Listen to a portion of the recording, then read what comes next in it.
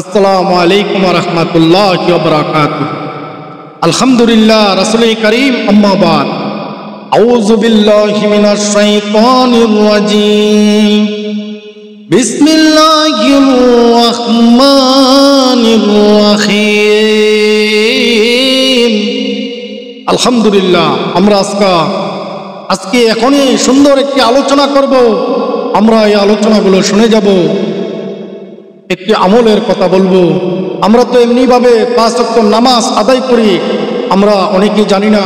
এশার নামাজ যদি আমরা জামাতের সাথে আদায় করে আমরা ঘুমিয়ে যাই, অর্ধেক রাত্র আমরা যদি নফল ইবাদত করি, এই ইবাদতের সওয়াব আল্লাহ পাক আমাদেরকে দান করবেন।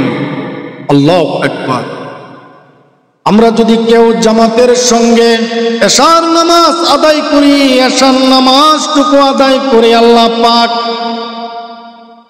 আমাদেরকে অর্ধেক রাত্র দাঁড়িয়ে দাঁড়িয়ে যে ইবাদত করলে যে সওয়াব, এই সওয়াব আমাদের আমলনামায় আল্লাহ পাক দান করবেন।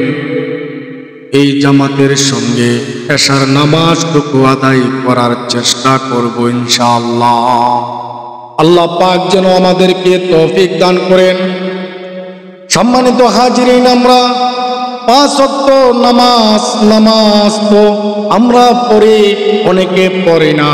আল্লাহ পাক কুরআনুল কারীমে বলেছেন, নামাজ পড়লে তোমাদেরকে অন্য অন্য গুনাহ থেকে তুমি বেঁচে যাইবা।